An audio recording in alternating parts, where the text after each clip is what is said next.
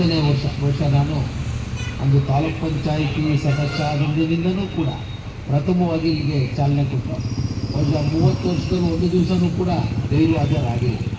ಎಂಥ ಕಾರ್ಯಕ್ರಮಗಳಿದ್ರೂ ಕೂಡ ಗೈರುಹಾಜರಾಗಿ ಕಾರ್ಯಕ್ರಮವನ್ನು ನಡೆಸಿಕೊಟ್ಟಿದ್ದಾರೆ.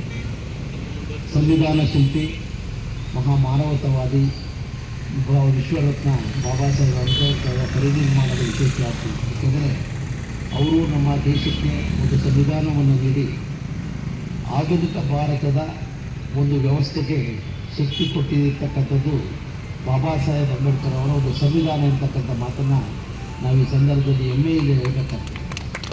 ಇವತ್ತು ನಮ್ಮ ದೇಶ ಎಲ್ಲ ರಂಗಗಳಲ್ಲೂ ಕೂಡ ಒಂದು ದೊಡ್ಡ ಅಭಿವೃದ್ಧಿಯನ್ನು ಸಾಧಿಸ್ತಕ್ಕಂಥದ್ದಕ್ಕೆ ಅವರೇ ನಮಗೆ ದೊಡ್ಡ ಶಕ್ತಿ ಅಂತ ನಾವು ಭಾವಿಸ್ತಕ್ಕಂಥ. ಅದಕ್ಕನುಗುಣವಾಗಿ ಸಂವಿಧಾನದ ಪೀಠಿಕೆಯನ್ನು ಎಲ್ಲ ಸರ್ಕಾರಿ ಕಚೇರಿಗಳಲ್ಲಿ, ಶಾಲಾ ಕಾಲೇಜುಗಳಲ್ಲಿ ಇವತ್ತು ಆ ಸಂದೇಶವನ್ನು ನೀಡುವ ಮೂಲಕ ನಾವು ಜಾಗೃತಿ ಮೂಡಿಸುವಂಥ ಕೆಲಸವನ್ನು ಮಾಡಿ ಇವತ್ತು ಯುವ ಪೀಳಿಗೆ ಸಂವಿಧಾನವನ್ನು ಅಧ್ಯಯನ ಮಾಡಬೇಕು ಅಂತಕ್ಕಂಥ ನಿಟ್ಟಿನಲ್ಲಿ ಎಲ್ಲ ಕಾರ್ಯಕ್ರಮಗಳನ್ನು ಕೂಡ ಯಶಸ್ವಿಯಾಗಿ ನಾವು ಮಾಡ್ಕೊಂಡು ಬಂದಿದ್ದೇವೆ.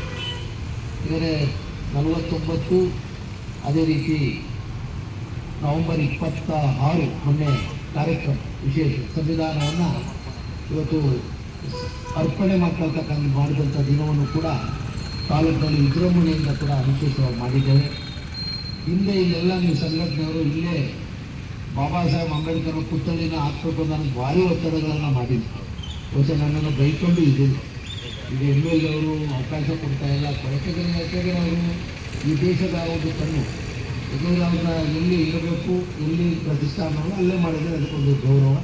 ಹಿಂದೆ ಗಿರೀಶ್ DC ಅವರಿದ್ದಂಥ ಸಂದರ್ಭದಲ್ಲಿ ಅದನ್ನು ಅನುಮತಿಯನ್ನು ತೆಗೆದುಕೊಂಡು ಇವತ್ತು ಈಗಾಗಲೇ ಪುತ್ಥಳಿಯನ್ನು ಗೌರವಪೂರ್ವಕವಾಗಿ ಬೆಂಗಳೂರಿನಿಂದ ನಮ್ಮ ಗಡಿಯಿಂದ ಸಹಸ್ರಾರು ಒಂದು ನಮ್ಮ ಭಕ್ತರ ಒಂದು ಮೂಲಕ ಇವತ್ತಿಗಾಗಲೇ ಅಲ್ಲಿ ಇನ್ಸ್ಟಾಲ್ ಮಾಡಿದ್ದಾರೆ. ಅದನ್ನು ಅಧಿಕೃತವಾಗಿ ಲೋಕಾರ್ಪಣೆ ಮಾಡ್ತಕ್ಕಂಥದ್ದಕ್ಕೆ ಕೂಡ ದಿನಾಂಕವನ್ನು ನಿಗದಿ ಮಾಡಲಿಕ್ಕೆ ಇದೇ ಸೋಮವಾರ 12:30 ಗಂಟೆಗೆ ತಾಲೂಕು ಕಚೇರಿಯಿಂದ ಅವತ್ತೇ ಘೋಷಣೆ ಮಾಡಿದ್ರು. ಯಾಕೆಂದರೆ ಅವ್ರಿಗೆ ಇಲ್ಲ ಇವ್ರಿಗೆಲ್ಲ ಅನ್ನೋದಾಗತ್ತೆ. ಅವತ್ತೇ ಯಾಕಂದರೆ ನಾನು ಮಂಗಳವಾರ ಅಸೆಂಬ್ಲಿಗೆ ಹೋಗ್ತೇನೆ. ಇದನ್ನು ಯಾಕಂದರೆ ಅಲ್ಲಿ ಕೂಡ 10 ದಿವಸ ಬೇಕಾಗುತ್ತೆ ಆಗಬಾರ್ದು ಅನ್ನೋ ಕಾರಣದಿಂದ ನಾನಿದ್ದು ಇದನ್ನು ಪೂರ್ಣಗಳು ಮಾತಾಡಿ ಚರ್ಚೆ ಮಾಡಿ ದಿನಾಂಕ ನಿಗದಿ ಮಾಡಿ ತದನಂತರ ನಾನು ಅಸೆಂಬ್ಲಿಗೆ ಹೋಗ್ತಕ್ಕಂಥದ್ದಕ್ಕೆ ತೀರ್ಮಾನವನ್ನು ಮಾಡಿದ್ದೇವೆ.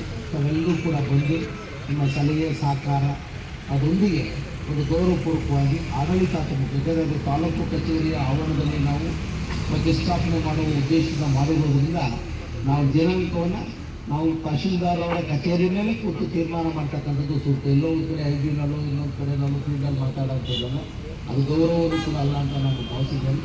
ನಿಮ್ಮೆಲ್ಲರ ಪ್ರೀತಿಪೂರ್ವಕವಾದಂಥ ಸಹಕಾರಗಳು ಇರಲಿ.